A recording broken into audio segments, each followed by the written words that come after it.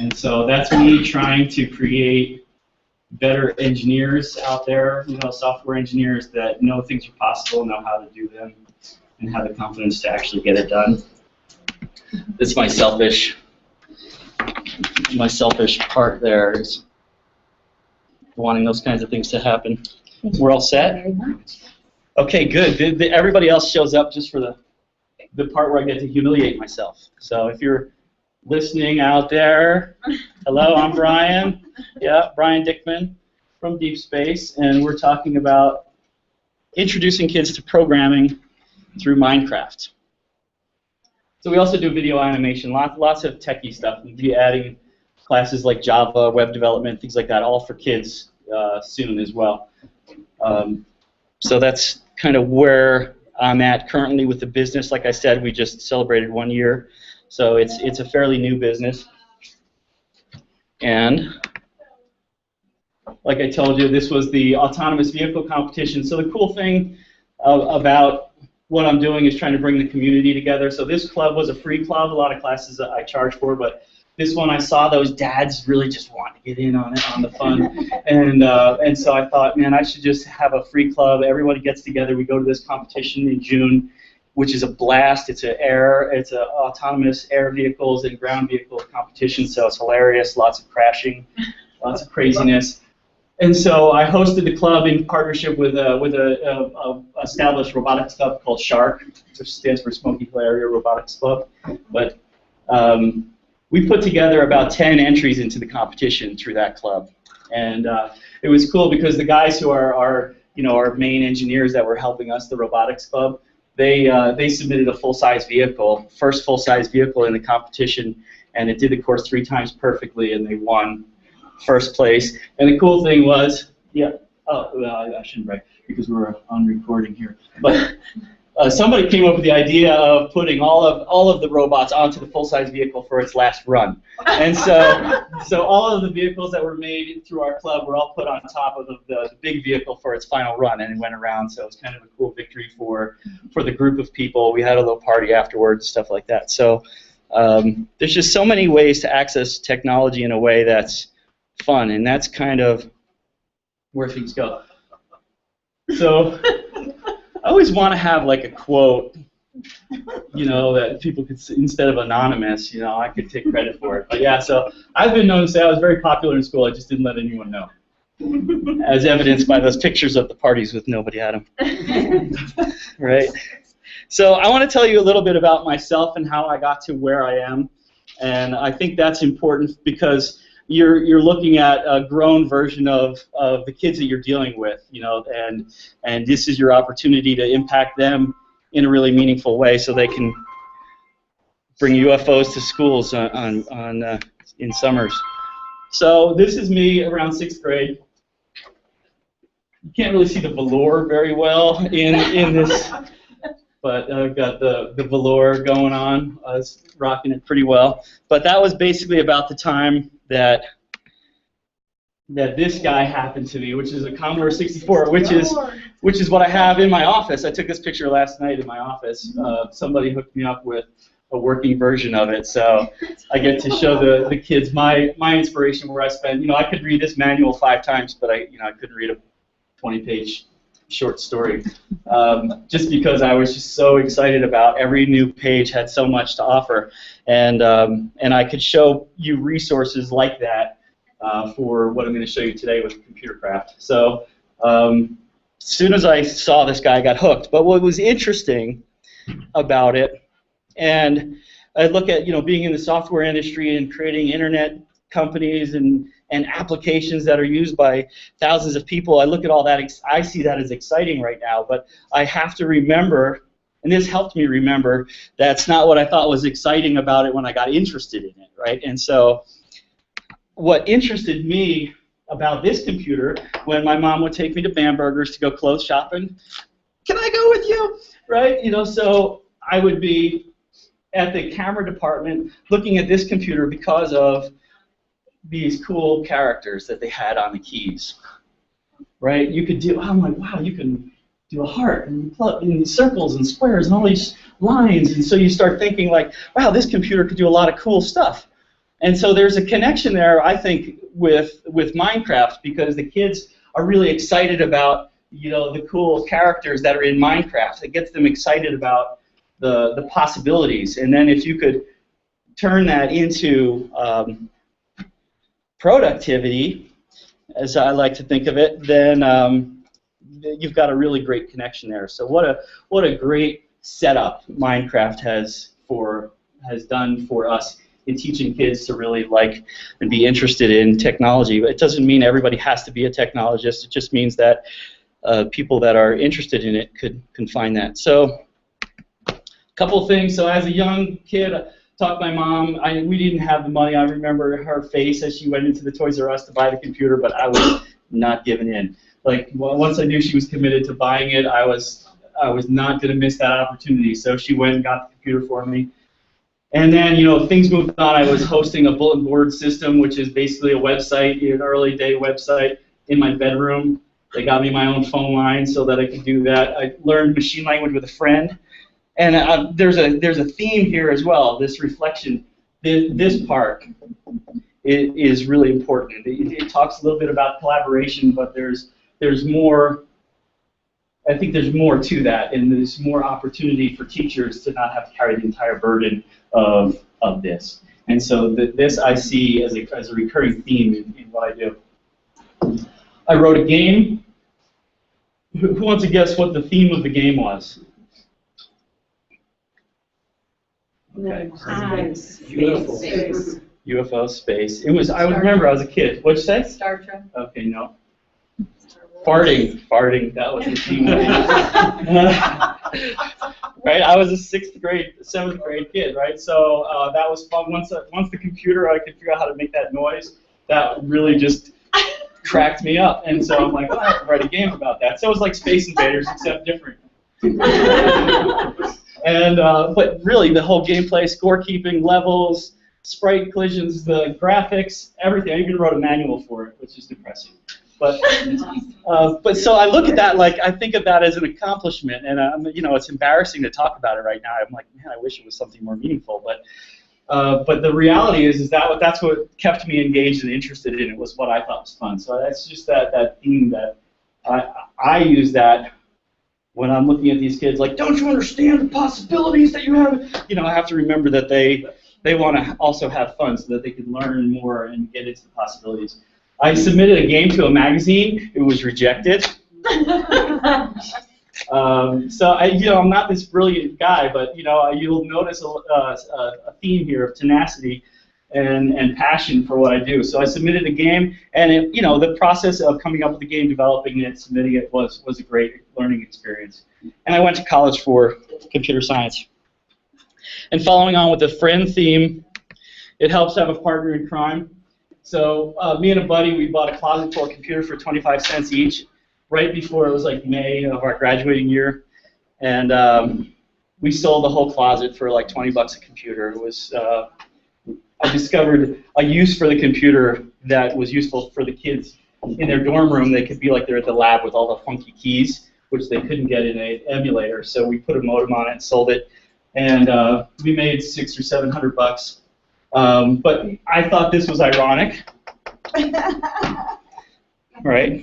I'm in college and there's a farting poster on the wall. Like, to my benefit, though, that this was my room. This was my roommate's room. It wasn't my room.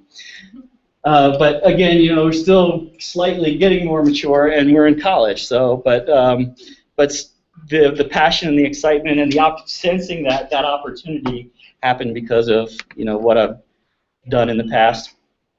And then just to kind of close up on where I'm at today, this was me after leaving my great corporate job that I got right out of college. Me and a buddy started this company, same guy. And then I went on to move to California and work on the internet.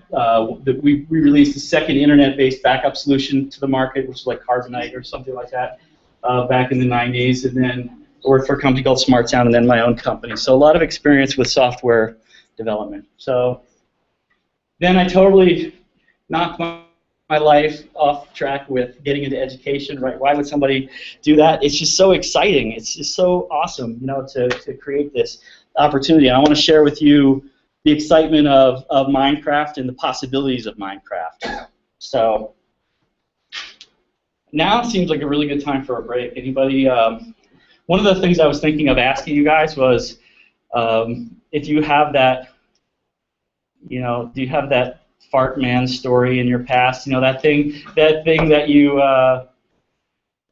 did as a kid that you were really proud of, that maybe it doesn't contribute to your career directly today or anything like that. But does anybody have a story of something they were really proud of as a kid, like they built something or made something or helped somebody do something? Hmm? Yeah. I gave you such an easy thing to top. It's not exciting, but I remember, I think, on the Commodore 64 doing really basic programming, and you'd get like a happy face, and you'd get so excited at the end of it, Exactly, and it's like, wow, like I did that. Yeah, but it didn't go that way in college when I had to take one program in class, and one period was out of whack, and nothing worked. Yeah, things have to be in alignment, right? In some cases. So, all right. So, I could think of a lot of things that I feel good about now, even today, that I did as a kid that were not necessarily significant. I think that's an important thing that I don't have to be measured today on what I did as a kid, but what I did and the way it made me feel has given me the confidence to do what I'm doing today, what I'm going to do tomorrow, what the possibilities that I have. So I think that's an exciting thing to think about, and it's empowering that you have that opportunity. So Minecraft. Does anybody have kids that play Minecraft? And does anybody really think that they know Minecraft? Yeah. To show off at the Minecraft club. All right, so I have the answer for, I know why you like Minecraft. There's one reason why you like Minecraft. Tell me if I'm right.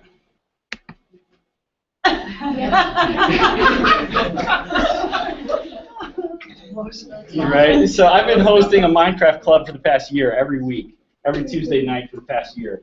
And this is one of the biggest challenges as far as classroom management or managing the peace in the community. It's just so cool to blow stuff up. For me, it's a little bit irritating because it's a big distraction. But also it's that then I start thinking, well, the fun, where's the fun? How do I rein that fun in? So, but you'll find, this type of thing is one of the things that interests kids. But if they get into, there's a few different game modes that I'm going to explain. So the first one I'm going to explain is survival mode. Now, if we're talking about kids that are, anyone dealing with kids under 4th grade? Okay, so you'll find kids under 4th grade will tend to shy away from this because there are monsters that come to kill you at night. And they're scary. Zombies are banging at your door and things like that. So the concept of the game is, this guy sneaks up on you and blows up the creeper, the green creeper thing. That's his job, is to sneak up on you and then expand and explode and destroy you. So the survival mode of the game is essentially you just plop into a world. You've got no resources. It's daytime, and you have until nighttime to find some shelter. So I'll show you. We'll do a little gameplay. If anybody has, this could be an opportunity to go to. I'm going to write on the board here. I have the links on the session page too, and I could update that further if there's more things. But if you see, if you want to make any kid happy that has a Minecraft account, install this on their computer. This is basically like a mod pack launcher, and what I want you to do is, don't click download. Don't click download. So this is the downside of software like this. It's kind of freeware. It's supported by advertising, and all the advertising says download, which installs adware and spyware and all that garbage onto your computer. So if you do a search for Technic Launcher, and then it'll be technicpack.net, I think, /download, there's blue buttons that are for your operating system.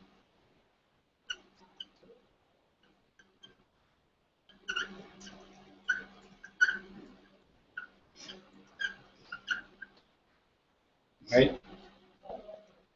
So don't click the big green download buttons. They cover 60% of the screen.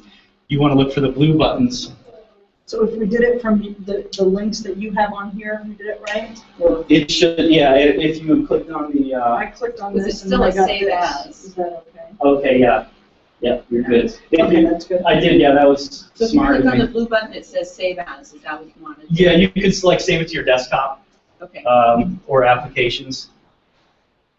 So what's cool about this is the Java file, so there's not too much. Is there anybody running the Windows? Sorry, didn't mean to point you out there. I should have caught myself earlier. But no, we have some people running Windows, so it's that'll be an exe file, and this will be a .jar file, techniclauncher.jar, techniclauncher.exe. You could just put these files where you're going to run them. There's no install that creates another icon. Just put that file somewhere, and that's where you're going to run it. So if it's in your applications directory, that could work too.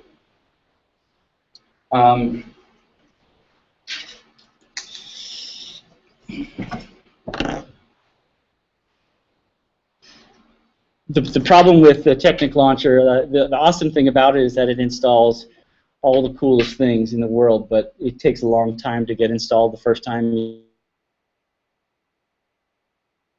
think it's not working. It takes an hour, so that's why I figured if we start the download and you could run it. Does anybody have access? Does anybody have a Minecraft account? You do? You have one? Okay, so you need to know your email address and your password for your Minecraft account. If any of these young guys that have an account and not a computer want to team up with somebody, so if you want to grab one of the kids that has an account, you can go ahead and kind of partner up that way. It's definitely not enough time to purchase a new account because their process is painful. It's amazing how many copies they've sold and how slow their purchase process is. You gotta. Yeah. I wonder if anybody needs an overview of what Minecraft is. Oh, I totally do. Yeah. I have no idea anything you're talking about. Yes. Okay. I teach K-6 art, and Okay. all my kids all the time Oh, want to yeah. Minecraft, and it's driving me crazy. Okay. So can you give an overview of why this is so crazy with first, second, third, fourth, and fifth? Right. And part of what I do is show you, because talking is Yes, one thing. It's a little scary for any of my kids.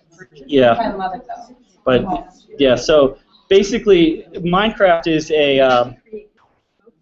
it's just an endless world of creativity, and it's also an endless world of mischief. I think of it as a treehouse that your parents can't get to because they don't understand it. But you're building.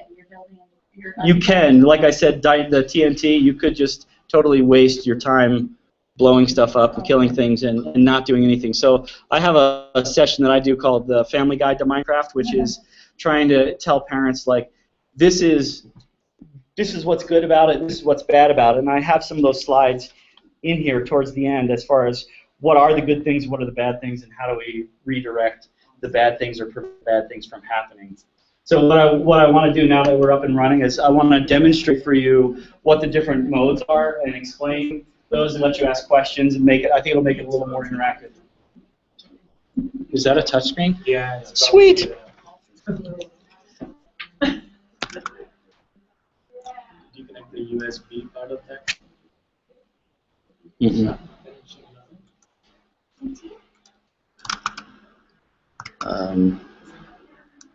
Okay. Can I ask you, Sure. yours says best in class, like the yellow thing pressed up. Mine says tip your waiter. Do I have the wrong thing? No, that's their like game message. It changes all the time, and some of it's Okay. just nonsense. So do I have Minecraft EU, or is there a difference? Are you running? Which version are you running? I just clicked on your website Yeah. last night and downloaded Okay, so that's the latest version of Minecraft, and you can follow along for the first two Okay. sections. So that's okay if you have that installed. So is there a Minecraft EDU that doesn't cost money? Not that I know of. And then I signed in for an account, whatever the name was. Mojang? Mojang, waiting and waiting and waiting and waiting for my confirmation. Yeah, it takes forever. You're not gonna have any success with that. Yeah, like if you just bought an account, it's not gonna be ready in the next hour. Because once you do that, once you get that confirmation, it says, okay, create your game name. And once you create your game name, then you have to wait for that to process as well. It's a little irritating, yeah. And this is part of why me doing this, and then like a follow-on talk about how can we get this into the classroom, is dealing with all of this stuff that makes it impossible to teach, for me to come into a class and teach, because I'd have to spend hours getting computers set up, and there would be no teaching. So Unless we got it all set up before. exactly. I visited a school that was using Minecraft EDU, and they had told me that you have to do the right name, the mod pack that includes a lot of the electronics and circuits isn't. A lot of the mod packs aren't supported with the EDU. With the EDU version. Is that? I believe that, yeah, because the mod packs will install older versions, and they might have introduced this EDU concept, which I'm not familiar with. They might have introduced it at a certain version, and the mod packs are incompatible with that newer version. So that's a potential hurdle. So let me just show you how, if you're going to create a new world,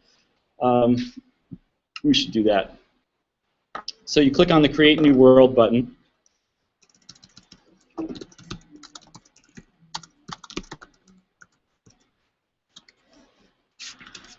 Right, and so you give it a name, and then you have your game mode, right? Hardcore. It's just it's easier to die in hardcore. It's a survival mode that's just really hard.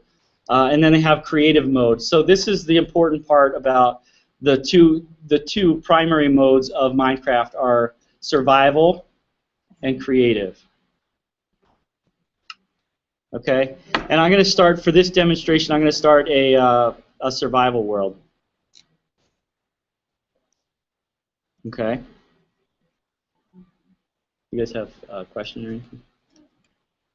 Oh, okay. So we've got survival mode, more world options. You could set. This is the thing. If you've got kids that are under 4th grade, is the way I look at it. When they talk about wanting to program in Minecraft, what they really want to do is know how to cheat in Minecraft and use all the basically like all the administrator commands in the game. And so this allow cheats on would give them the access to basically administer the game and give themselves bonuses and save their lives when they're dying and stuff like that. Right? And then I'm going to say create the world. Oh, world type is another thing. So if you look at different world types, I have super flat, which is just a flat world, which is really a good clean palette for a creative mode. But there's other things like biomes. So there's swamps and deserts and mountain regions, things like that. And the default is like smaller size biomes. So you can transfer from the mountains to the desert to a snow land to a swamp fairly quickly. And I'm going to leave that on, and I'm going to say create new world. So what it's doing technically is rendering a randomly created world, which has a certain rule set. You know, like there's atmosphere, there's ground, there's ores in the ground, there's coal, there's iron, there's gold, there's diamonds. These are all resources you need to use. There's trees, there's caves, there's food, there's plants, water, animals that you can kill and eat raw or eat cooked.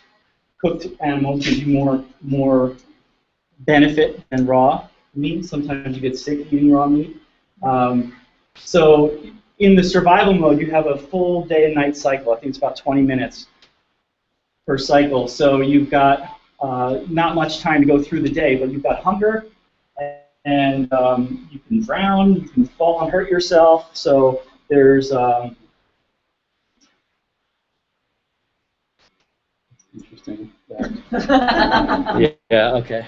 So this happens a lot where it gives you a screen that you weren't expecting, and sometimes patients is the best answer. So let me show you how this game would start and how it's fun to kind of understand how this all connects into a huge story. We'll start the beginnings of the story here, and so I'm just kind of moving around. I can jump, right, and say there's. I'm looking around. I'm looking over the edge of this cliff here, and that looks a little scary. There's a pig. I'm gonna have to make him into a pork chop at some point. So I have a little bonus chest that I gave myself. So if I click on the chest, it gives me some materials, right? And so now I've got the contents of the chest that I'm looking at, and then I have like all my inventory, which are things that maybe you might consider like in a backpack or something like that. And then these are all the things that are accessible to your hands, like that you can use. So there's 10 items there for keys 1 through 0 on your keyboard, or if the scroll wheel, you could select one item. So if I put the pickaxe here, I could hold it in my hand and then start to use the pickaxe, which makes sense that the pickaxe tool would be more productive for mining than my own fist, right? So now what I might need to do, it's cool that I have some torches here that could come in handy. I'm just going to snag those right now. And if I just left click on the torch, it breaks immediately. But that's not the way it works for all items in the game. That's quite a cavern we have down here. That spells opportunity for us, because what I'm going to do is start clicking, and you'll see the stone starts to break, and you probably, if you have kids playing this, you've seen this endlessly, right? And so each block has a certain amount of resistance. So this is dirt. So if I click on it and hold, it takes about 5 strikes for the dirt to break. Now, if I had made myself a shovel, then it might only take 3 strikes because you're using the correct tool for the job. So you could use axes on trees, pickaxes on stone, and shovels on dirt, and swords on, finding dinner. What is your goal? Are you done? So the game actually has an end. It's like 3 worlds away, basically. So there's a dragon that you have to fight at the end, and you can get to the ending credits and everything, like a typical video game. So this game survival mode is one of the things I tell people, is that it has an ending, and so a lot of what will happen is kids will hit that resistance, and then they'll stop, and then they'll just maybe start to just play within the scope of what they've learned so far, and not try to get to the next level. So I always try to encourage kids to figure out how to make something new, how to get further, partner up with somebody that knows how to play the game, so you can continue to get further. But it's to survive and make it to the end, which is a huge task. And this world is it's enormous. It's just amazingly huge. I can only jump up 1 block. So if I dig myself into a hole that's 2 blocks high, I have to try to dig myself a step. So what I'm going to do is I'm going to mine down to find cobblestone, and there it is. Right, so I'm just breaking. Now, is that because you knew it was there? It's kind of there's below the dirt, there's cobblestone. There could be gravel or sand. Gravel and sand are affected by gravity. So if you have sand above you and you break a stone block, then the sand or the gravel will fall down. So it keeps falling down. It's affected by gravity. But most other things are not affected by gravity. So like this dirt here, this block on this one here is sitting on top of this one. If I break this one, the dirt doesn't fall. Okay? So there's only certain things that are affected by gravity. And so will sometimes, if they haven't discovered that yet, that's part of the discovery, they'll go and break it and go, oh, whoops. Sort of, but that's another amazing thing that we have to just really, got something there. Looks like copper or something like that. Copper ore. You can see how the ores have colors in them. So this is kind of a coppery color, but what we're looking for is like something black, which is coal. What's the floating? That's called a drop. So when I break the cobblestone, I can pick it up, and so when I break it, it turns out into this little thing that floats there. If I walk up to it, I'll pick it up. Okay. So that's and see what I'm doing here is is I'm accumulating in my inventory slots here. I'm accumulating as I broke 18 dirts already. I broke 5 cobblestones, and so one of the useful things here, I'll show you. There's a concept called crafting, and this is where the younger kids can learn crafting recipes, like how do I make a sword, how do I make a pickaxe, how do I make a chest, how do I make an oven. You can make all of these things, and you craft them in a way that is pretty similar to what you think they might actually look like. So let's see. See, this ore is taking me a lot longer to break because it's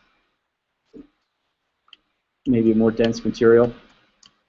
Okay, where is the bonus chest? That's what we want. So I'm going to plant my torches here so I remember I was there. Because that's another thing that this game teaches kids, this three-dimensional spatial awareness. And you think about 3D printers, you think about drones, that perspective of being in a three-dimensional world but not physically being there.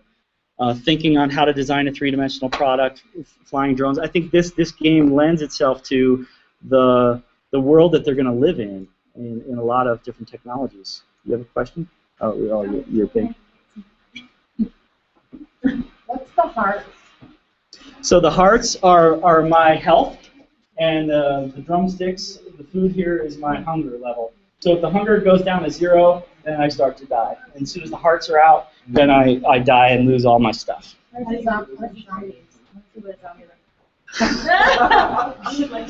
what I do. I totally got to see that. Okay, I can. Well, so when my kids do, because I have high schoolers, and they sometimes will do like a presentation using Minecraft. Yeah. I have no idea how they did it. Uh-huh. But obviously, I would guess that it's not in survival mode. Usually it's in creative mode, which I'll show you next.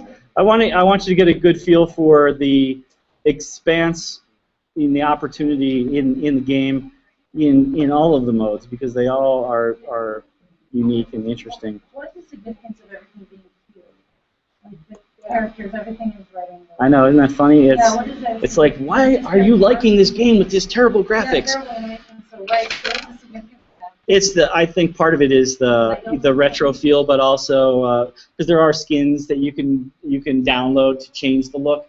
But I think part of it is the look, and the other thing is that it's rendered. It's drawn by the computer. It's not actual pictures, So it's all these cubes that are drawn in the video. Yeah, very much so. Absolutely. Yeah, and kids can connect with that really easily. I'm going to pick up some of this food and tools here and show you basically. So one of the first things you want to do is create a crafting table, which gives you. I'll show you. Where's my? You can do F3. Oops, no. Yeah, you can. What is it, F5? Yeah, so this is me. Oh, cool. Hello. So how are you keeping your lives good? Well, thanks for asking. I'm glad you noticed. It's a healthy diet, a lot of sitting down at a computer. Doritos, Mountain Dew, the occasional panini. I will start to get hungry here. Once I'm not doing much. This is like my life here. I'm just running around in circles. But once I start doing some things, like maybe I'll fall off this cliff here, and you'll see. Well, it looks like it wasn't that big of a fall. Yeah, what if you fall? Do you get hurt? Yeah, you can. You can die. Seriously. That's what we want to see. So exactly, you guys are just as bad as everybody else. So they gave me enough wood planks. So there's not too many trees around here. But if you hit a tree, you get a block of wood, and then you can craft the block of wood into planks of wood. You could craft the planks of wood into sticks. And so you might use the sticks. So what I'm going to do is I'm going to take these planks. I'm going to make a crafting table. You see how this has only 4 blocks in it? So there's not too much stuff you can draw in 4 blocks. So I'm going to put the wood planks together in a certain orientation, and then it says you can make a crafting table. So I grab the crafting table, and then I'm going to put that down on the ground here. And now I'm going to go to the crafting table to use it. And you see now the crafting table has a 3x3 grid. So now I can create more things. So if I were to put that cobblestone that I got, I put 2 sticks as a handle, and I'm going to put 3 across. And you can see as soon as I make a pattern that it recognizes, it says, oh, that makes a pickaxe. And if I didn't have the resources, I couldn't make that pickaxe. So I have to go find the resources. Now this is a stone pickaxe. It's going to be more effective at mining things for us. So this wooden one, you see how the wooden one has a little bar here? It shows how much life is left on it. So the tools aren't infinite either. So the tool will wear down, and the less solid, durable of a tool it is, the faster it will wear down, and the less productive it will be. So I'm going to take the stone pickaxe, and then pull all my items back into inventory here. And now, you want to see the zombies, right? Yeah. All right. See, one of the things you can do is switch into peaceful mode, which prevents those from happening. But if I switch to even just easy mode, and then say done, okay. Are you ready for this? Yeah. Stressful. I'm telling you, kids have nightmares. Like so young kids will have nightmares with survival mode. My son was like 6 or 7 when he started playing it, and the survival will freak the little kids out. It's kind of weird. So that's an important thing to keep in mind. That's why the younger kids, everybody likes creative mode, but creative mode is where you want to be. So I'm going to go back to the game, and a couple of cool things. If you place torches, I'm going to place a torch here, and I've got some light. Okay, that looks like not a good place to be. So there's a key, like a right click or something like that. That's your use. So there's one that's like to place things and to go into a chest and to go to the crafting table. So there's like a use command, and then there's like the hit command, which is usually the left and the right mouse button. So a right click is going to not break the block, but try to interact with the block, basically. So if it's a block that can be interacted with. And So what did you do to place the torch? You just left it, you just touched yeah, it? if you were to do a right click, it would place it. You have to have torches first. Yeah, and it's in my hand. You can see that I have in my inventory. I only have 1 torch left. So you have to go back and do it. And so the problem is you need to, in order to make torches, you need coal and sticks. You put coal and sticks together in your crafting table, and then you have torches. But I haven't found any coal yet. So I might have to spend the night in a dark cave yeah, it is. It's nighttime out. There's the moon. And so you can see the moon is drawing itself across the screen. It's going. So it is officially nighttime.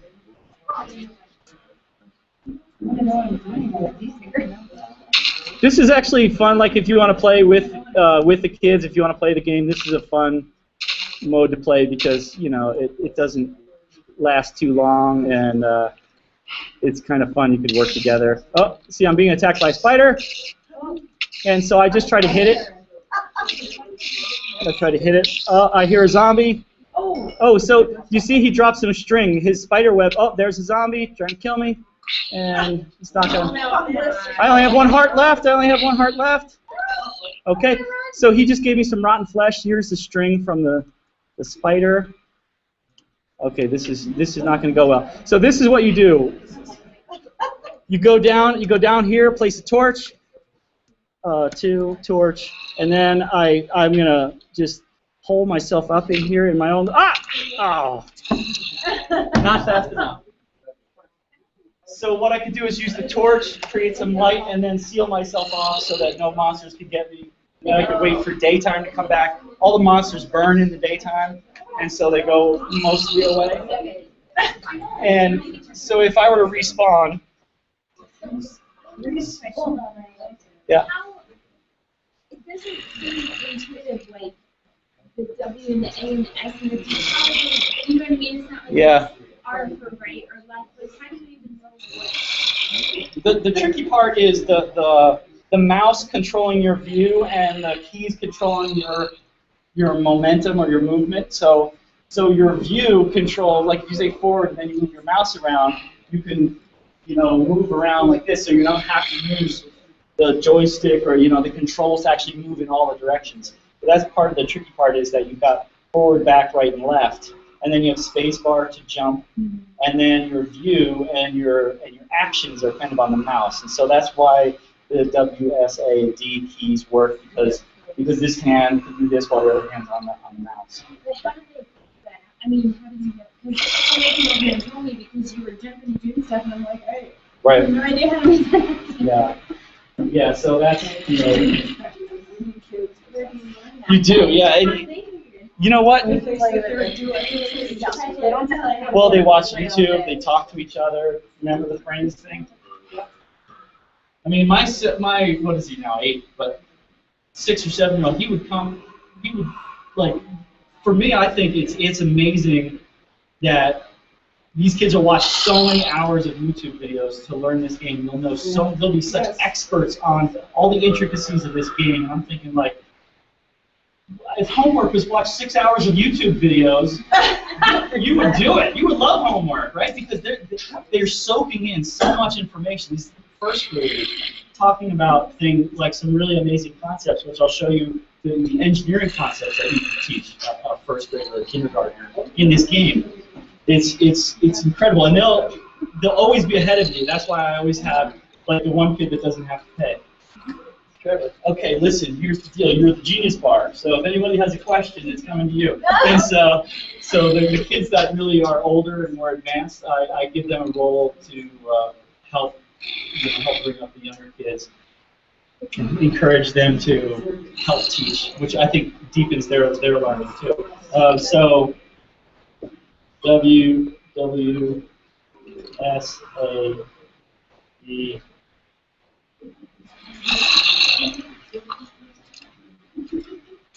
Space,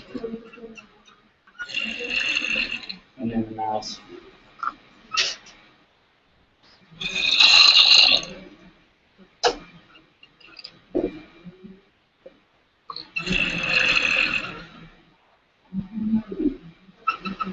Okay, so that's a good. Thanks for bringing that up. So the W and the S are up and down. So think of these as kind of like your arrow keys, and this is right and left. And this is the right and left is the lateral movement. So a left is this. It's not a turn left and go. That's where you could do a lateral movement looking this way, or you could use the mouse and forward to turn and go straight. So that's the different ways you could use the keyboard. If you need to do a lateral motion, you move side to side, and you keep looking in the same direction. Okay, and then space to jump.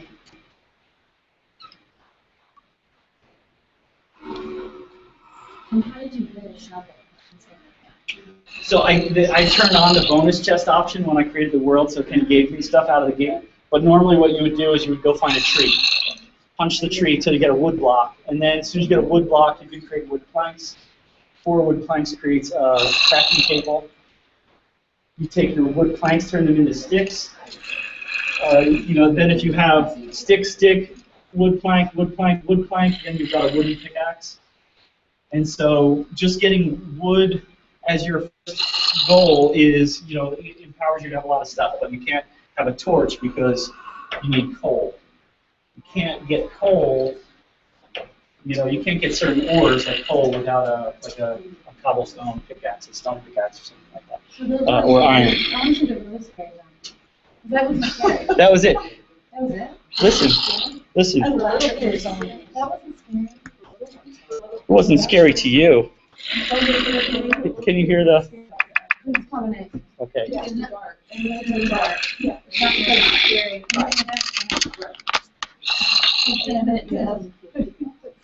I think the animation needs to come That's one of the concerns I have, is that it oversimplifies things like that and stuff like that. Is that I'm just going to kill a pig, I'm going to kill a this, kill a that. Creative mode, which I'll show you, is when we do it in flat. A lot of times there's villages, and is the mindless thing that I try to stop them from doing is go to the village, plant TNT, blow everything up, start a new world. You know, so and then you could put villagers in a house and light the house on fire. Like there's just not good stuff that you can. It's realistic enough that you could do the wrong thing as well, and that's why I try to keep people. You know, it's like if a kid is stuck on that what they think is fun, it's not real productive. I always try to steer them away from that. Talk a little about sharing the world where the kids are all playing in one world. Yeah, that's a great. So if I were to do respawn, so I respawn, I come back to life, which is another concept that kids get to deal with in video games, right? You get to try again, which I guess teach them not to fear failure because it's good not to be afraid of failing. But you do lose all your items. Unless I were to go into, set game rule. And where do you do that? If you type /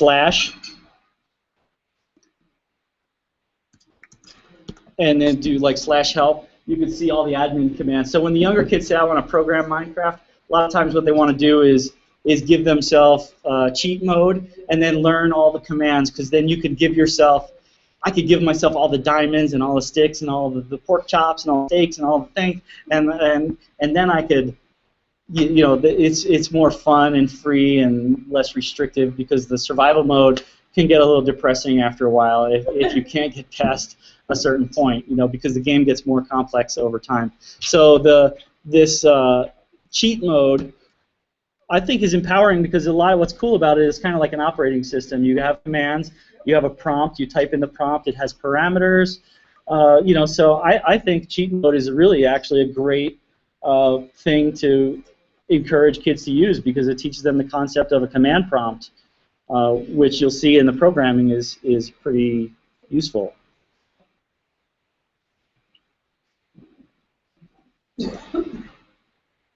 Yeah, so you can do all kinds of commands. It's really cool, and you can give yourself all kinds of material. So you asked a question about sharing it to the world.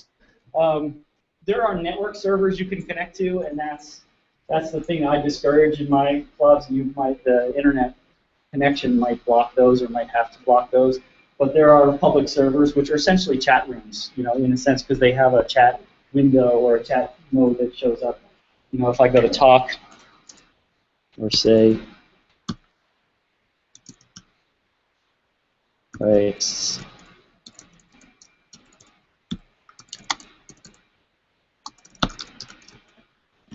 so it'll say these messages from other players will show up on the screen. So whatever they type will show up on everybody's console.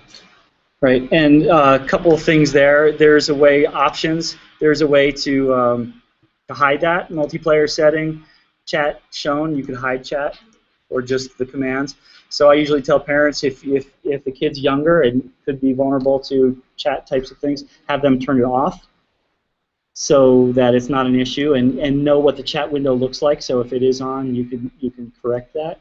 If it is on, as the teacher, can we monitor it? You know what? Not that you can if you're in the game, because you could see the same thread that everybody else is seeing. But if they're on an outside server, but if they're on your own server and you're on it too, you actually on the server software, you'd see the messages without being in the game. You'd see the server side. Shows you all the messages. Brian, we could actually spin up a server just for our students. Yeah.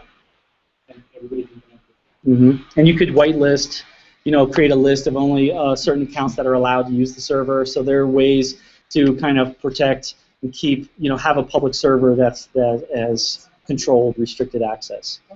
So, and there are services out there that you could subscribe to that will have a whitelisted server where you have a little more safety in knowing that it's regulated. Are they allowed to chat with each other just in the room? Yeah. Without going outside of it? Yeah, and you'll find out a lot of times. No, in the classroom, if Yeah. everybody's on, can we create a closed world Yeah. that's just them? Yeah, and that's what I do with the Minecraft Club. You could set up a server, or you could do what I'm about to show you, which is open to LAN. So you can just run the Minecraft game on your computer, and then if you hit escape, it brings up this menu. And then you could always go back to the game. But this is where you can go to your options and control the way your keyboard work and the way your video settings work, things like that. This is a more advanced option there. But if you say open to LAN, and there's some technical issues with getting this to work reliably, but it'll say open to LAN, and then everybody else's computer should be able to see it when they go to multiplayer mode. So how do you, is the LAN then based on the computer that puts on open? Yeah. And so any number of people can open to LAN. So you'd want to control that. So like if everybody's playing, like I'm playing a single player game, which is just me and my world, but now I say open my world to everybody else, and so someone else could pop into my world, and now we could work together. So where's the LAN based? Is it on our Wi-Fi? Yeah, it's just, yeah, you're already connected through Wi-Fi, you're on the same network. So as long as you're on the same network, Right. DCSD secure, Right. then you would be able to connect to that LAN. Yeah, and that's a good point too, is if the guest and the secure hop over or not, if they don't talk to each other, then you will have to be on the same. So everybody would have to be on the same network. Right. Right. It should be. That's what I'm thinking. That's a good thing. Yeah. That's a good thing. And do you have to buy one for each computer? Yeah, every user would need an account. This is why we segmented to the building so that we could switch the Oh, we are submitted to the building, but I don't know if you open the LAN, does it let you do it at certain levels? Or it's going to be that the whole LAN? It just opens a port on your computer. So port 51214 at my IP address is how you would get to my world. How does it auto-discover That's the part it doesn't always auto-discover. And so depending on how the network is set up. Can you set up a server and set up worlds for each school? Yeah. And they can just target that world. If they have access to that IP address and it's restricted, yeah. That may be the easiest way is to set up a server centrally and open up worlds for each of the classes. And you can just connect to those schools with that. Then you don't have to worry much about this.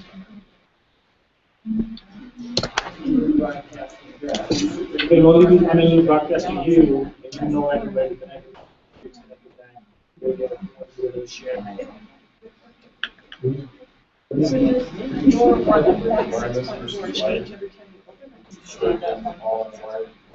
It's because I'm running a mod pack that it's that version. The current version is 1.7.10, and it'll self-update when there's new versions. We can work that out. So, do you guys feel like you have a basic understanding of survival mode?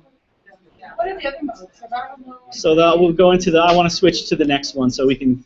I'd like to talk about creative, and then I'll show you the programming part still. So, so the survival mode is fun for if you start a Minecraft club. Sometimes you set up a brand new world, survival mode. Everybody has to work together. If you make a bed by shearing or killing sheep to get cotton and wood, you can make a bed and you could sleep and the night goes by instantly, right? So there's certain benefit to planning and understanding that I could bypass this whole monster thing if I have a bed. As soon as it gets nighttime, throw a bed on the ground, go to sleep, it's daytime, and then you can continue, pick up the bed and continue on. So there's ways to avoid night, there's ways to play the game smart and productively, and that's what we try to encourage. And it's harder when you have a group of kids all playing survival. Somebody's mining underground looking for diamonds, and it doesn't matter if it's day or night. So that convincing that person that they should go to bed so that everybody else doesn't have to deal with the monsters is something that it works on the persuasive skill. So it's raining right now in the world. You can see the blue stuff kind of coming down. If I was in a colder climate, it would be snowing, and snow would be accumulating on the ground. And if I don't like rain because it makes my computer laggy, they say laggy, I'm lagging, I have lag. It's just like you think. It's the computer's responding too slow for their liking.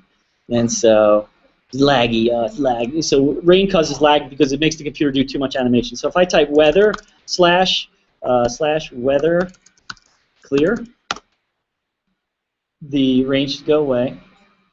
And also, since I have cheats on, and I don't like nighttime, I could say time set day, and it would put the sun right there just coming up, and so I've got the time set today. I've got more time to work. The weather's clear.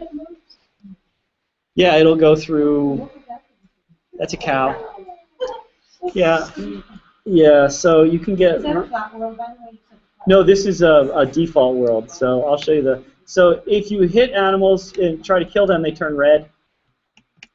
And if you hit it enough, and it actually gets harder to kill, especially when you're not as. The kids make fun of me so much. So.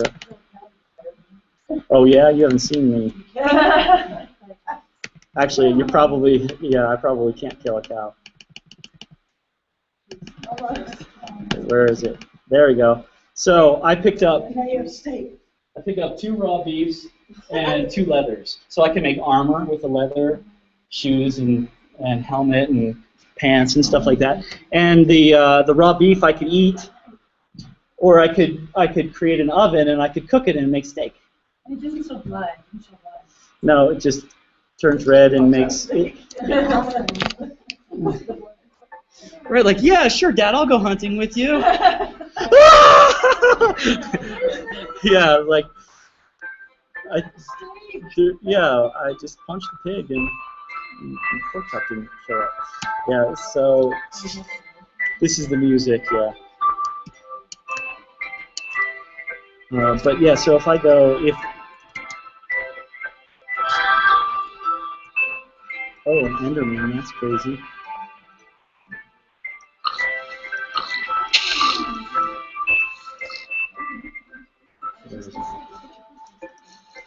Yeah, and you could be a vegetarian in Minecraft too. Yeah.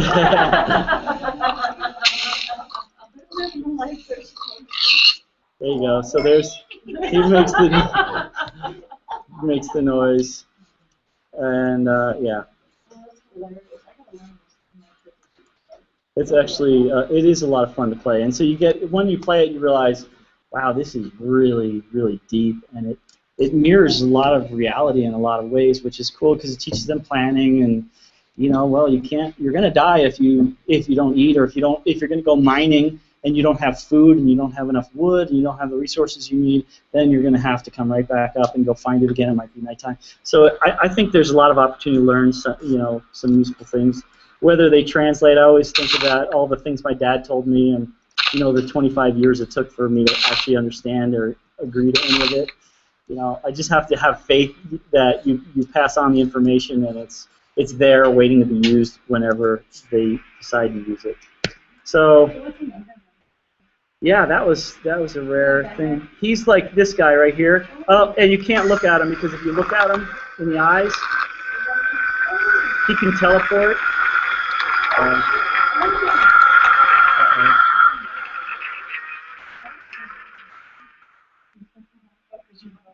Yeah, the Enderman will freak a kid out too. And he normally carries a block, and if you look at him in the eyes, he'll just smash you with the block and kill it. And he teleports, so you can't really fight him because he just keeps. There he is. And you'll see all the kids wearing the shirts and all this stuff.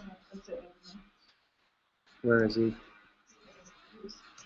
Well, he teleports. Yeah, so he's got the big long arms. So the creatures in the game are called mobs.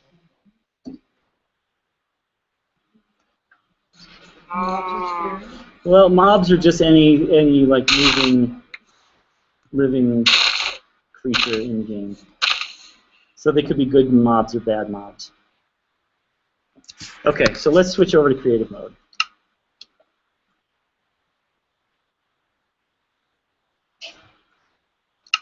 So I'm going to go into the. You can see here I've got it'll show you my games that I created, and then it says the creative mode cheats are enabled, things like that. So you can see the list of things that I've selected. So just as a note here, this main screen, if somebody does, so if you want to share your world, you do a single player, create the world. So single player, create the world, and then open to LAN. And then other players then go to multiplayer. and they would see, hopefully, if everything works out right and they're on the same network, it'll scan for other servers that are currently running, and it'll find that computer. You can click on it and then join server, and then your player is on that person's game in their world together. So in a perfect world, that's how easy it is to share, which means you could have friends over and do a network game without running your own server. So you can make your single-player game a server, in a sense. So I'm going to say single-player, go to programming, and then play selected world.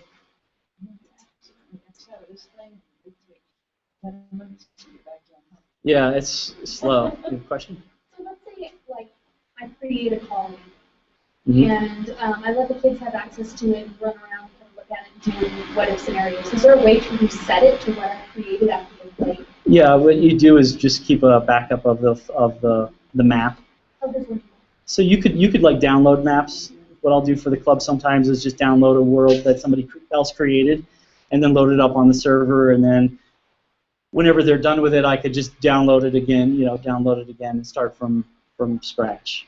So there's like a folder on your computer that the map is in, and if you can grab a copy of that folder, then you can get back to where it was when you made that copy. It's not really like a built-in function in the software. But here's the yeah, it's like go back to this version after the kid that accidentally used TNT on the whole world, blew up everything. You have to. Harm, that's like Yeah. So that. Are you in now? You're in single player. So I'm in a creative mode, right? And so just to, I don't want to switch to the slideshow, but let's see if.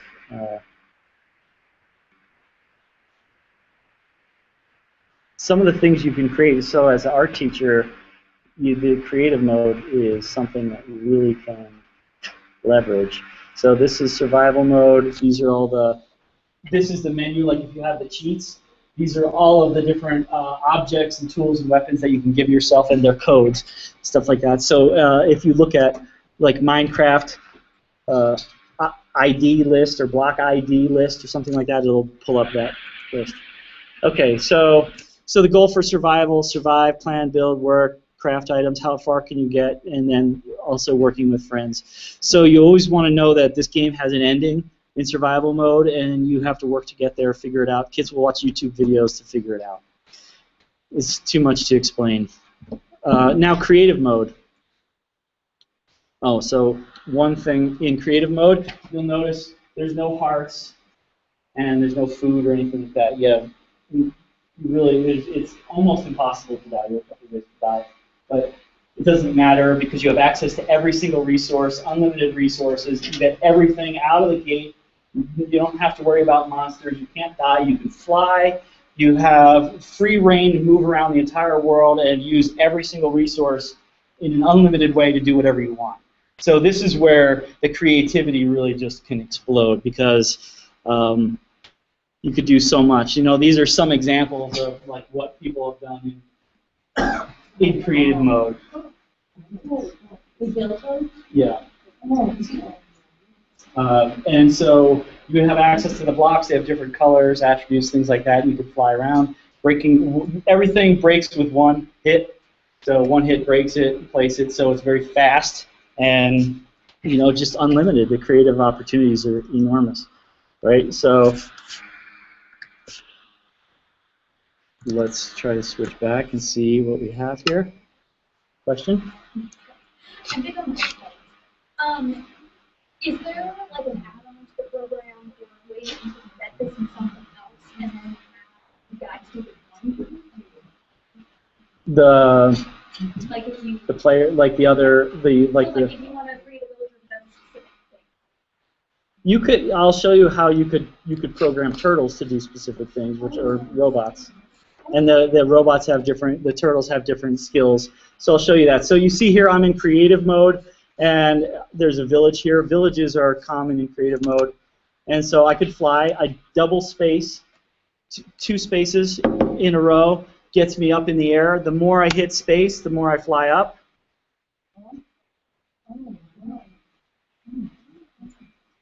Right? And if it's cloudy out, we'll see some clouds. Looks like a clear day. And so what I'm going to do, let me just make sure. Yeah. So there it is, the village down there. And if I hit Shift, it starts to lower me. You see that? It's coming into view. So I can control my up and down motion. Once I'm in flying mode, space makes me go higher, Shift makes me go lower. And if I double space, then it switches me out of flying mode, and I come falling back to the ground, and I don't die. There can be villagers here, but since it's not open, it's on my single-player world, and no one else is in here. I'm the only player. But these villages, you see, there's a villager here. Hello. And villagers will trade. So he's saying that if I give him an emerald, he'll give me 8 chickens. So you can actually go talk to the villagers and try to trade with them.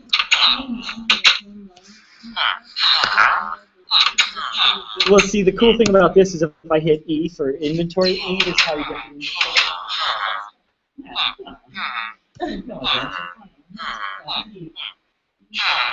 the inventory. That's another essential. And then you have your escape key. Cancel.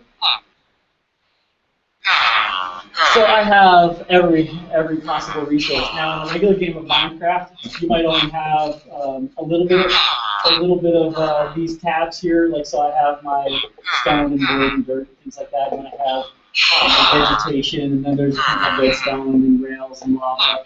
And you see, I have 6 pages of options because I have these mods and stuff, which is where the kids will just like, whenever I teach a programming class and a kid didn't have the mod pack installed and they didn't get the mod pack installed, that's like their favorite part of the whole class. Is now they have all this good stuff that extends Minecraft. So a mod stands for a modification.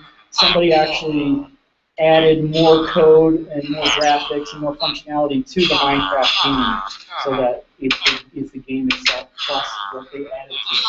And mod packs are, like in this case, I'm on 109 different modifications that different people made, all in the same world. And that's why there's so much stuff. No. Yeah.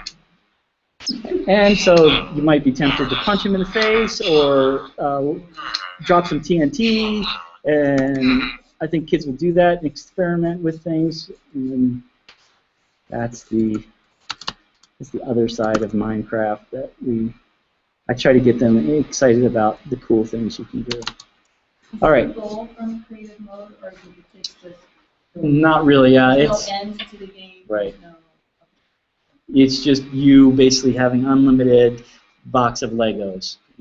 Biggest, largest, so coolest. They just use the resources to create good stuff. Right. And so I can go and get some. I got some gold block. I can get some green wool here. And then you could just go through and pick. Well, what was that building? Like people even build on that building that was not finished? What's the goal of that? These here, like the villages? Oh. Yeah, what about that? I'll show you what that is. That's my one of my projects. I'll show you. If you leave this game, can you come back to it? Yeah, everything you could leave, you could save and come back to. So if I hit escape and then say save and quit to title, it'll save all my progress, and then it'll be on the list. It'll save it on the computer, not on mine. You need to do that place. So either your right mouse click, which would be either control click, and if that doesn't work, then does that work? It helps to have a mouse, especially on a Mac, where you don't have a distinct right and left click. It helps. Yeah. So control click on a Mac is your right click. Okay, so back to game.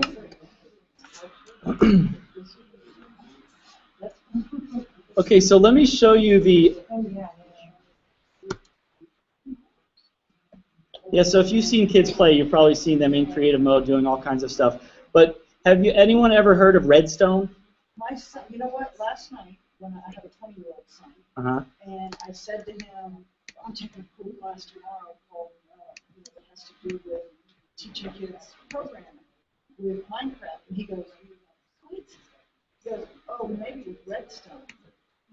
So I don't know, that's my whole context to Redstone. Yeah, see, that's great. That's what he said. I'm like, what? Also, there's zombies in the game too. There can be, and you can go to your options and change it to peaceful. They just can't kill you. Okay. So they could annoy you and get in your way and stuff like that. But if you switch to peaceful mode, escape, options, and then game mode peaceful is how you would get to that. So let me show you this redstone thing. This is where it could get really interesting. This is where a first grader could learn electrical engineering.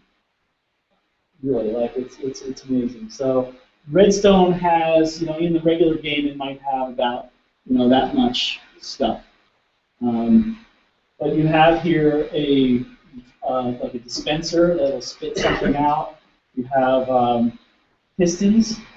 One's a sticky piston, which has it was crafted with a slime ball on the piston when it was being crafted. So that's how a sticky piston is made, which is basically, when it has electricity, it's out, and when there's no electricity, it's in. So like a solenoid basically is what that's like. And then we have a lever, which is a switch, and then pressure plates, which is essentially, a plate you stand. It's a switch that you stand on. And then we have a button, press button. And we have trap doors, regular doors, and then this thing called redstone dust, which is essentially copper wire. Right? So you think about, I have switches. The switches a lot of times are their own power source. Like you don't necessarily need a battery, but a redstone torch is a power source. Like that is basically like you put a torch to a piston, and the piston will be engaged because it's getting power, right? And so then you have these things called repeaters. So just like electricity, copper wire has resistance. So electricity will lose, lose power over a long stretch, and so you have to add a repeater to recharge it. And same thing, so you can only go like 11 blocks of redstone before the signal fades. And you'll see the signal actually fading. The redstone won't glow as bright towards the end, but you put a repeater in there and it extends the signal further, so you can run it longer. So we've got a lot of similar concepts implemented in a very simplistic way. So let's just make a simple, let's make a simple door. Actually, I'll make a sticky piston that when you stand on it, it moves a block. Okay, and let's do this. And I just click the tabs to pick up different, different objects. Move them into my inventory. These 10 slots down here, those are the 10 that I have access to use. I could swap them out and make a decision. I want to get rid of this one and put this one in its place. That's what I just did. So I hit escape. It's getting nighttime, so I say time, set, day. And now it's daytime. Okay, so now I've got a flaming skeleton. Skeletons shoot arrows, and they're really accurate. So I'm going to go to options and difficulty to peaceful, which will make them all disappear. Watch. When I go back to the game, the flames, they'll all disappear, gone. So all the bad guys are gone. They can't kill you in creative. It's just annoying. Okay, so what I'll do is I'll go to the pressure plate in my inventory, and then I'll press to place it. It places it on the ground. And now I go to my redstone dust. I want to lay my copper wire. So I'll lay some wire to a piston. So I select the sticky piston, and I place it. The way you place a block, like if you see this block, if I place it here, you can see that the face of it is facing me. See the wooden plank with the sticky part? It's facing towards me. So if I were to break that and place it this way, so depending on how I place it, it will orient that item accordingly. Right? So it does matter how you place things. Right? And so I'll go back. Right? So now I have a redstone signal wired to my piston, and so you would think that if I were to engage this pressure plate, that piston would stick up. So let's see what happens.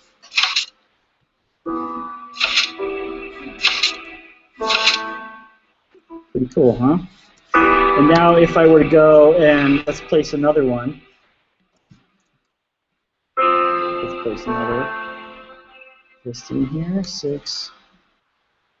All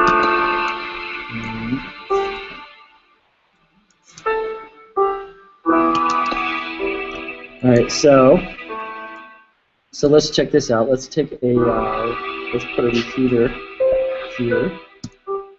So the other cool thing about repeaters is that you can add some delays to them, which you refer to as clicks.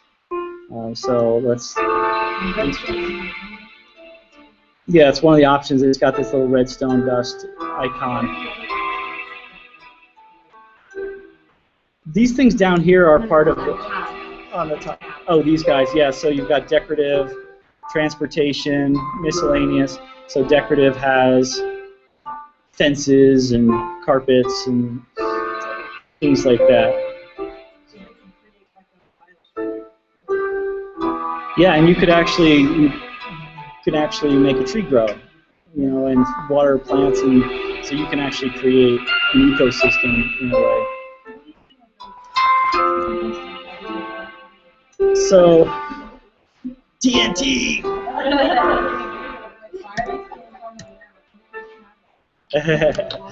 Traveling the world. So I'm going to make these things delay. So if I just click to the right click to use it, you see that switch is moving. So I'm going to make it delayed, and then I'm going to run the redstone dust off of this guy. Let's go off of here.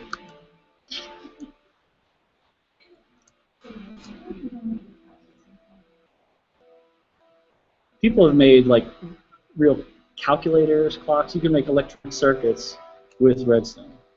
So you could make an actual real. People have made combination locks that are really just amazingly elaborate. And what I find is that a lot of the kids are good at making the recipe that they see on YouTube. They'll watch it and learn it and make that same thing. And I like to try to get them to think about, okay, this is your tool set. What do you want to do? You know, so that's good. It keeps them engaged when they can build something else that somebody else made. And it's always interesting to try to get them to build their own thing. So let's see if I step on this plate, what happens.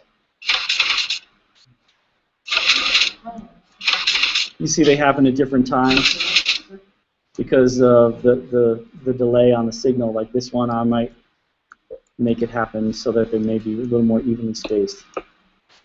And so if you didn't have the delay, at the same time, right? And so the repeater not only acts as the ability to continue your signal, but it could also create delays, which, like when we did one of the kids created a spaceship and he used the delays to create an animated, like he was sending power to glowstone, which glows, and so he did that on the outside of the UFO, and he put delays around each quarter of the circle, and so it had a light beam, you know, chasing around it. Using the delays, so you could use the delays for animation, and sometimes they're useful in certain types of switches and other mechanisms and things like that. But you can add, you know, a door. So you could make a door that when you kind of like the supermarket, you know, you step on the pad and the door goes. So in creative, can you have all the kids together Yep. in the world? Mm-hmm. And how would you do that? Like, how would I do that world right now? I would do the same thing where I do the open to LAN. See this? Controls the door. So you would do the same thing where I would say escape and then open to LAN, and then everybody would be on. So you might, as the teacher, you might. The name of the world? Like, how would I find it? You would go into multiplayer, and then it should show up in the list of worlds that are available. That's the trick. So when you want to connect, you go to multiplayer mode. So this, I think, Redstone is, you know, kind of getting to the. We've got about 30 minutes, but getting to the meat of kind of what I think the game is exciting overall. A lot of potential, a lot of creative opportunities, but the ability to have that Commodore 64 moment that I had as a kid, as far as getting engaged in computer programming and realizing the scope of the possibility. This game lends itself really well to that similar environment, and it's proven to be tons of fun. So Redstone. So think about the progression, right? You've got the younger kids don't like survival, play creative mode, and ask them to be creative. Encourage them to learn Redstone. To find out where their interests are, maybe on the mechanical, electrical, technical side. And then you've got,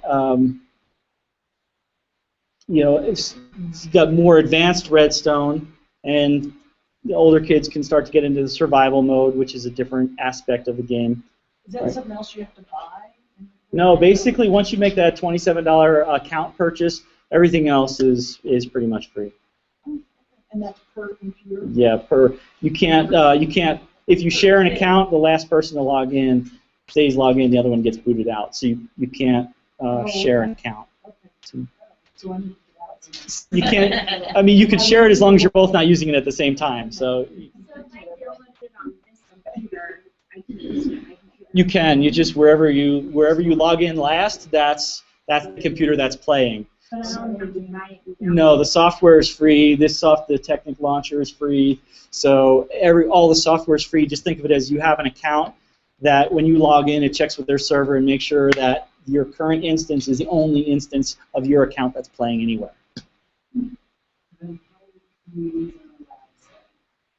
Everybody has to have their own account. Or if there's a better way, if Modding has a site license type install. Yeah, right. And I'm not familiar with that. But that would be a great thing to figure out. And then, like this mod pack that we're running, if it's compatible or not. So let me show you some computer programming. This is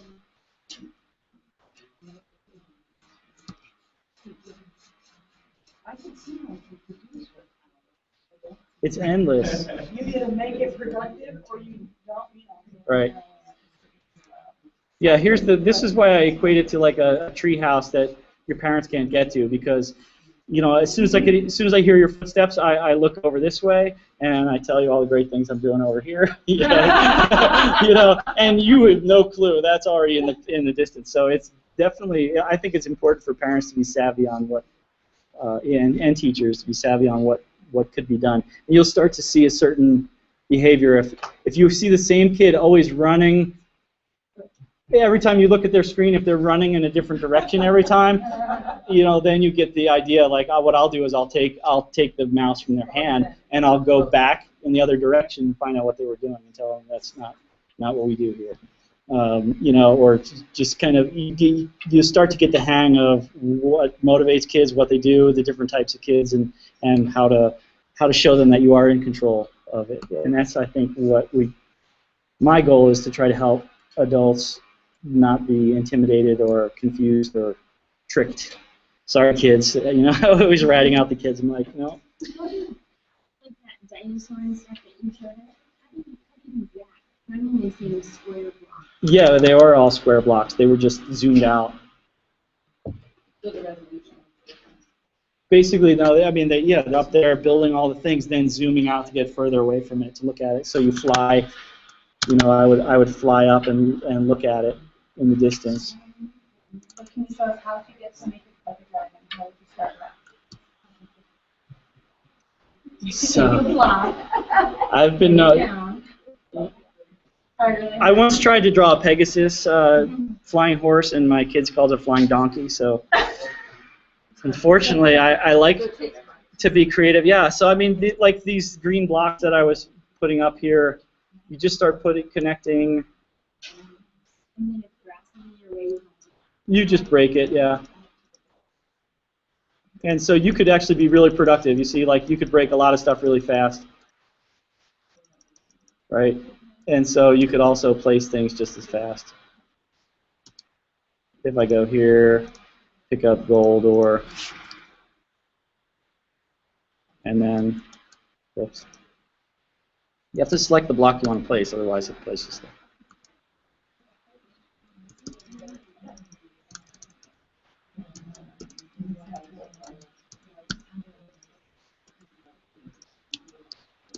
Okay, Did you say this is geared more for boys?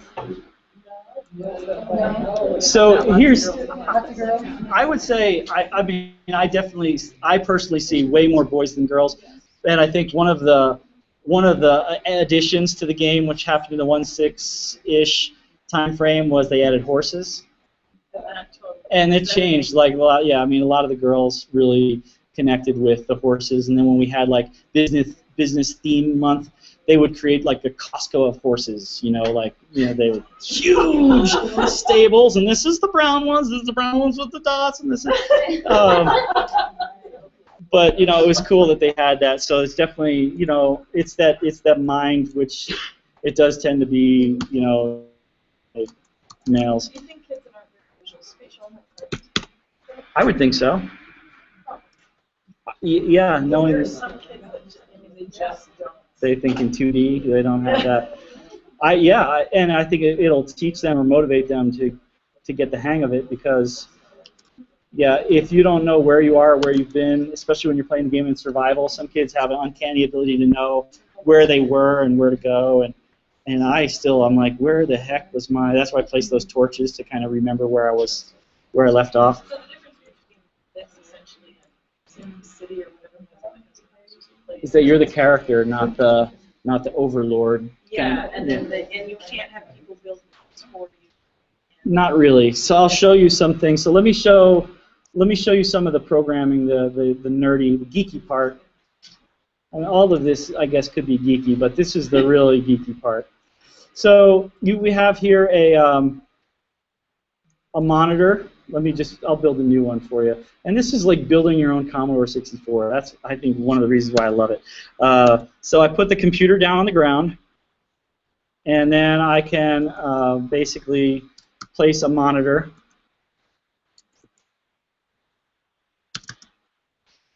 And you see, as I'm stacking the monitor, it kind of gels together as one. Oops. Again, the perspective, the way you place blocks matters.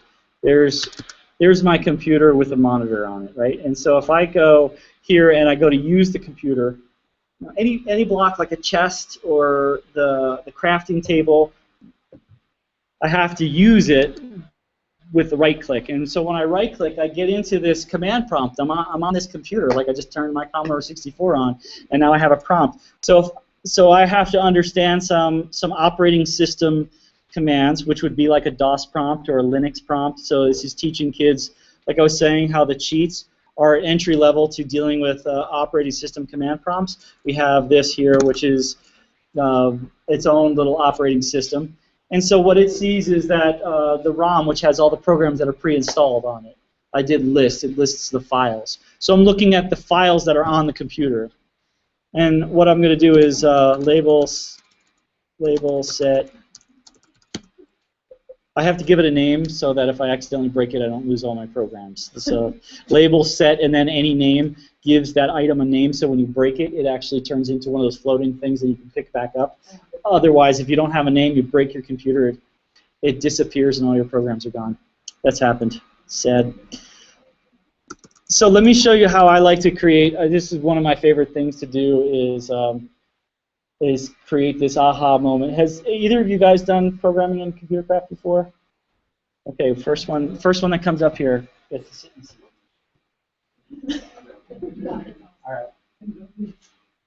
Okay, so I'm just going to walk you through the steps, and anyone else that's following along, this is what I love to do. Like I did the Maker Faire, and I would have like kids walk up and be like, "You want to learn how to do this? Okay, great. Sit down."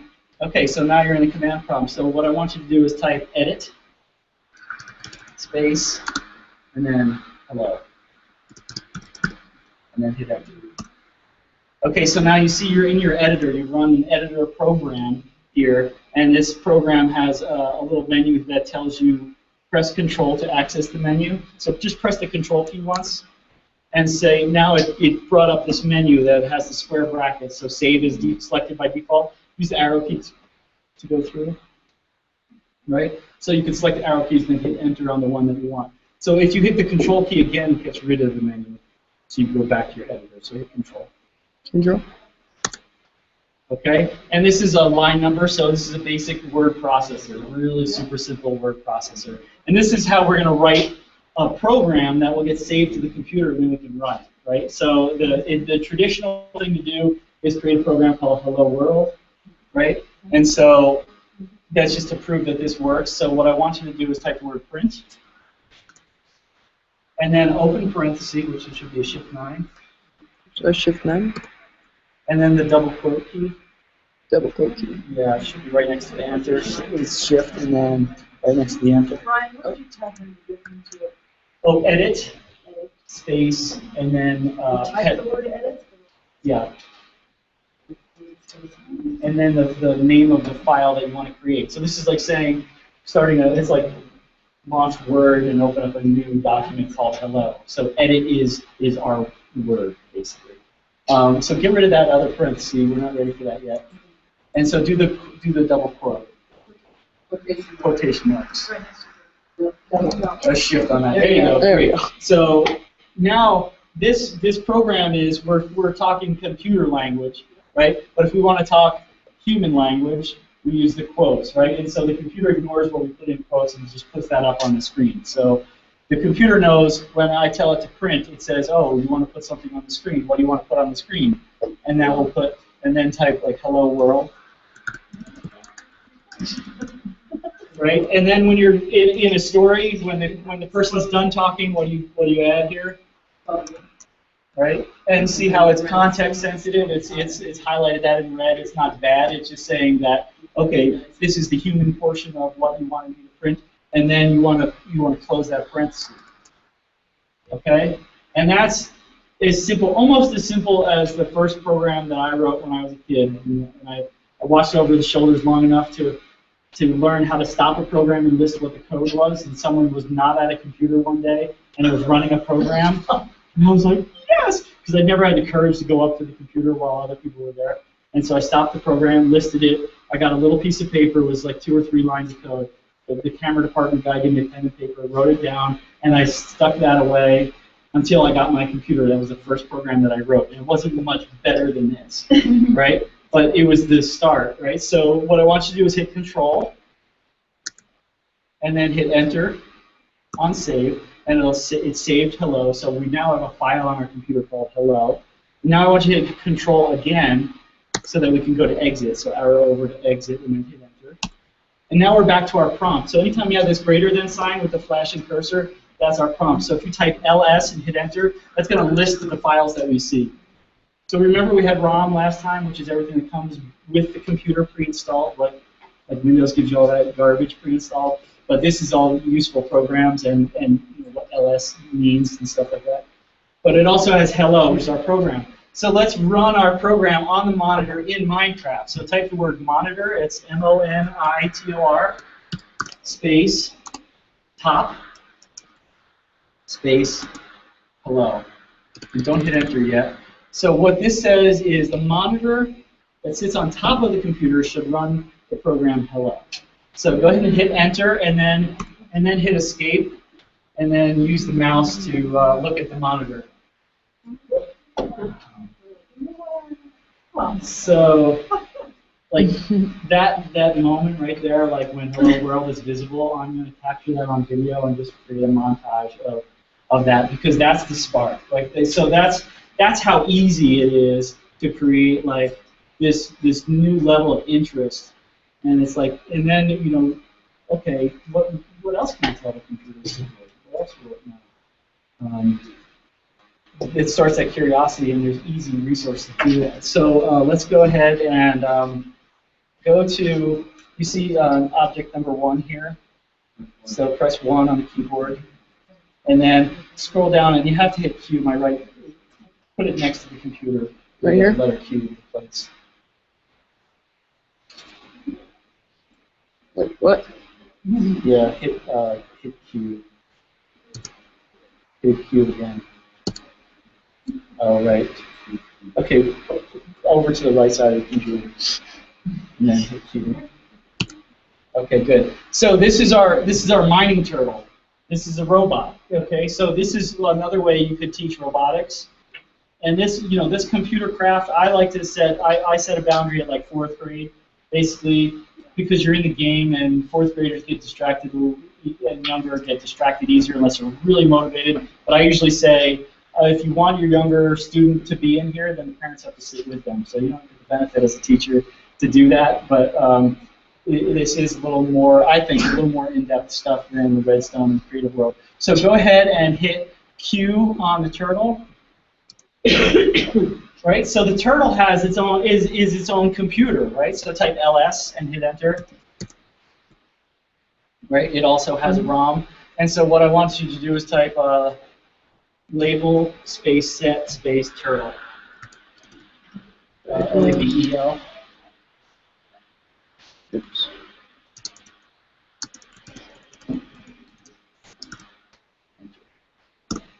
Okay, and that gives it a name that if we accidentally break it, we don't lose our program. Now type edit space mine.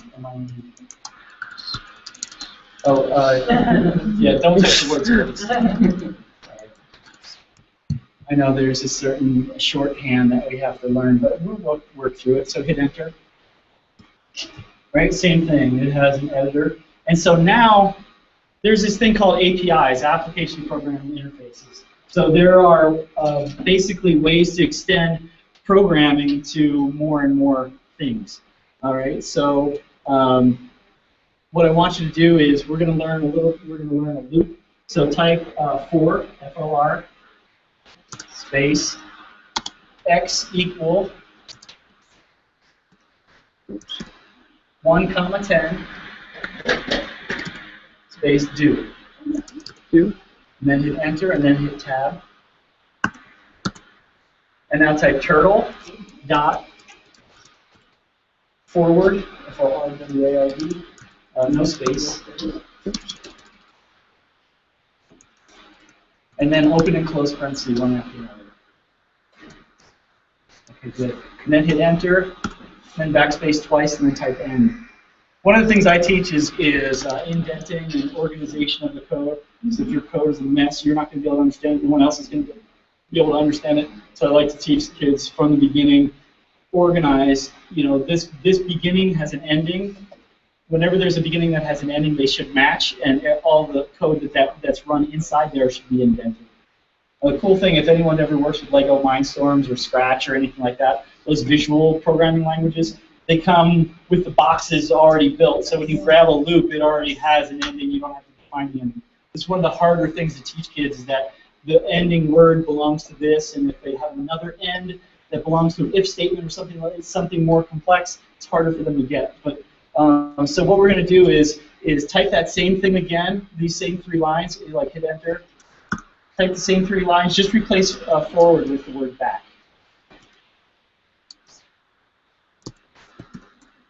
Oops.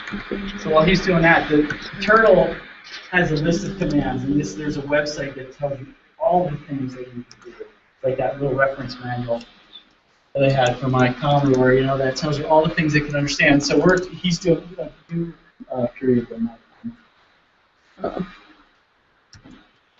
That's why we're starting with turtle. We're saying turtle, and then the command list that the turtle understands. So he understands forward, which is to go forward once, and he understands back, which is to go backward once.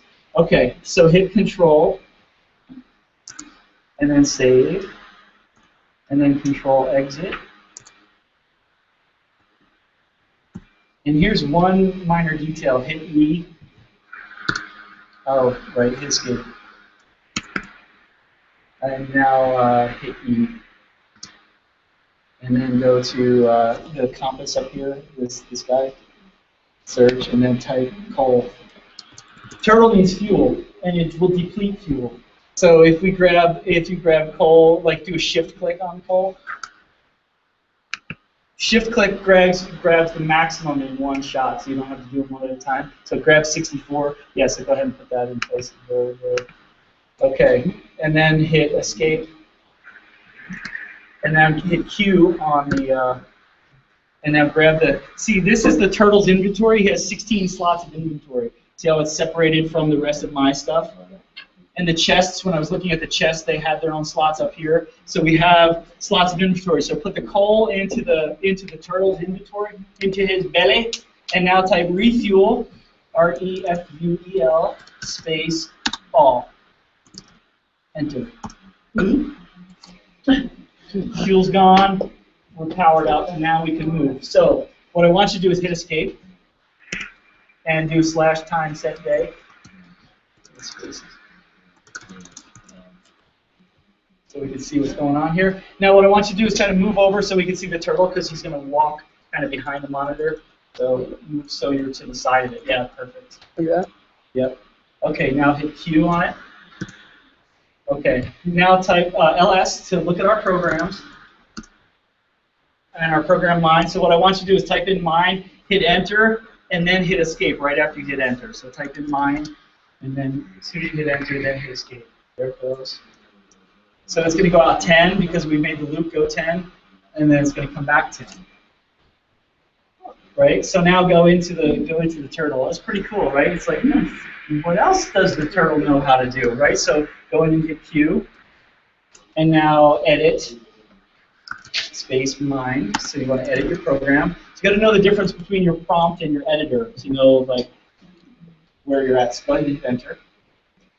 And it brings back our code. So I want you to arrow so that your cursor is flashing on the E of end, your first end there, the first one. Okay, hit enter, and it'll insert. It'll move a line. So now go up and hit tab, and do turtle dot dig, and now capital D Capital for D. down, O-W. Yep. And then open close parenthesis. Now control save, control exit, and then run the program. And then type mine to run, that'll run your program, then hit enter and then escape to watch it go.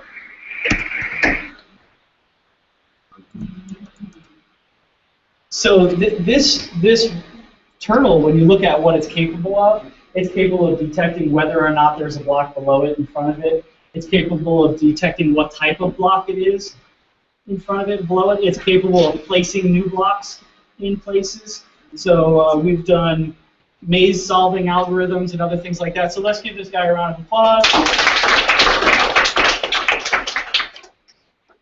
You're officially Geek. What's your name? Austin. Austin, good job. All right, so let me show you, let me do a demonstration of one of the projects. So this intro class, usually what I'll do with the intro class is we'll use if statements. So I do for loops and if statements. That's as difficult as we get.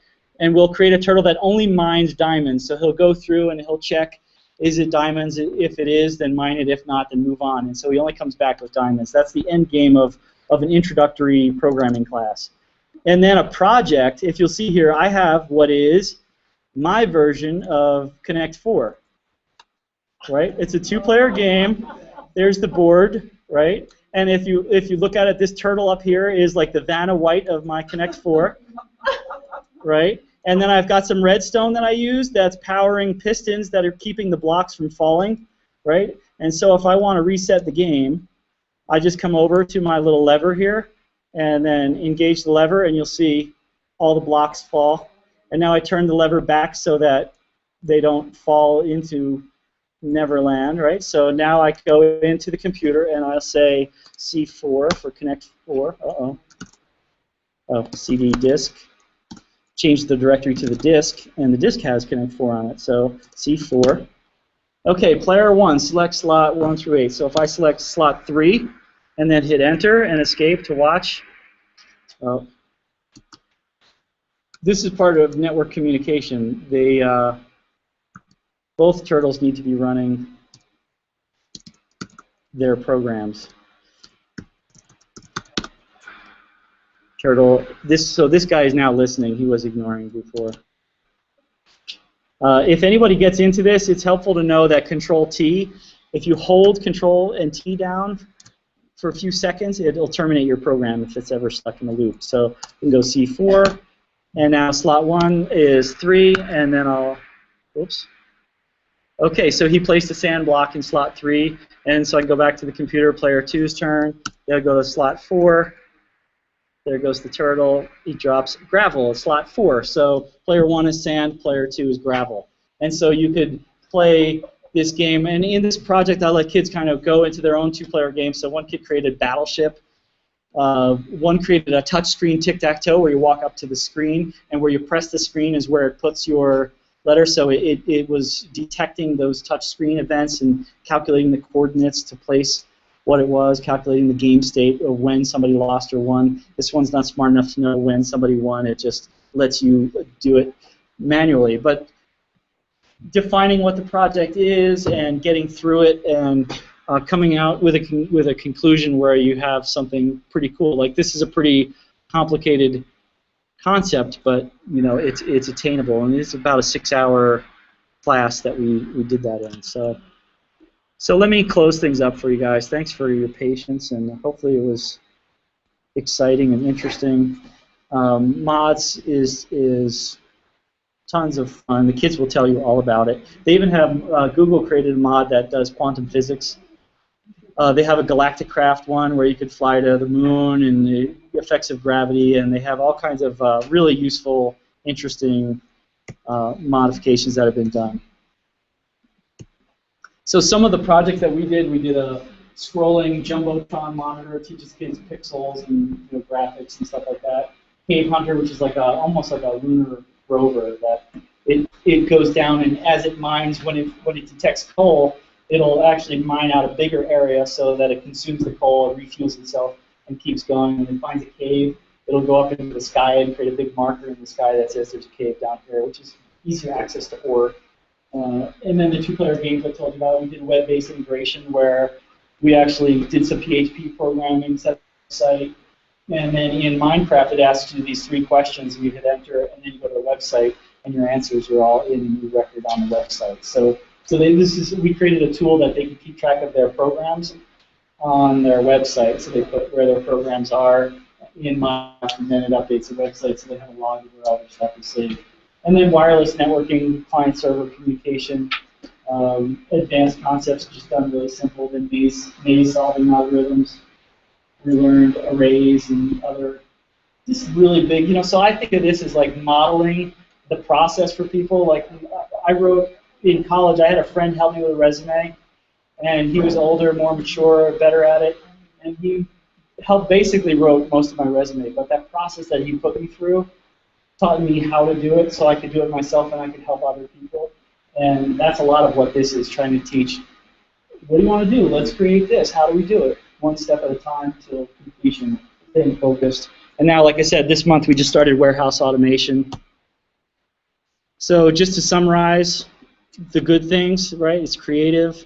It's easy to change to something different if you're frustrated. 3-dimensional awareness. Teaches kids planning in survival mode. Even in creative mode, it teaches planning. If you try to build your house and you only build like your walls 2 blocks high, and then you want to put a window in, your window's either on the floor or on the ceiling. And so you're like, oh no, I just built a 14-acre house, and it's all 2 blocks high. So they could learn the hard way even in creative mode. And then Redstone teaches some good concepts of electrical and mechanical interest, and then computer craft goes deeper. I tell parents, I mean, you've got currency here. You want to motivate your kids to get stuff done before Minecraft. It's a great way to do it. And it's also a great social outlet. Kids really love to talk about it. And then we talked about what's not so good about it, the killing monsters, the distracted behavior, online aspects.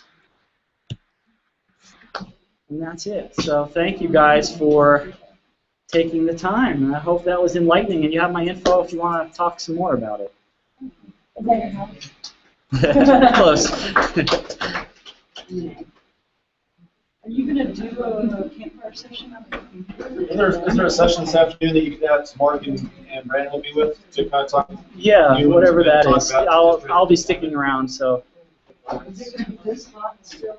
The air's been they worked on it, so they're working again. But yeah. Just not here. This room is like the hottest. Probably not the hottest here, but. I mean, I want to take the next class in here. Maybe we can move it. Maybe we can try moving to the room. Maybe. That's probably not a bad idea. Yeah. It is a little. Yeah, it was off again this morning. But, fixed it. It's that Minecraft really heats up the video card. Yeah. Well, I can just practice my. I love that. Yeah. Okay. Make sure you're mess you up.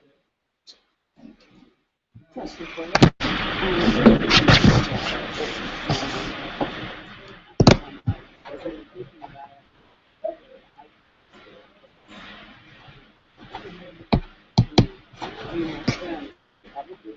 Did my own children have but you can't do I basically don't let anybody come in with a tablet outside it. Those kids hate their phones so much for not having access because you don't have a lot of the same. You can't keep an eye, so it's play the game, do the creative stuff. Yeah, yeah. So I would so the computer gives you makes some experience. okay.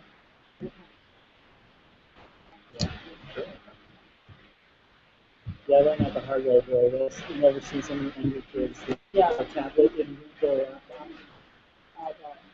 But The next one I said was yeah, it's perfect. And it's safer. That's the thing I like about it. You know, install the software and right. There's less distraction. Right. So it is good for the younger kids. Right. As they get older, you get into Yeah, it. got it. But, I believe it, man. Especially probably a lot of your friends and measure distances and all that stuff. So I follow that. But it's CPU. But you have to download the computer.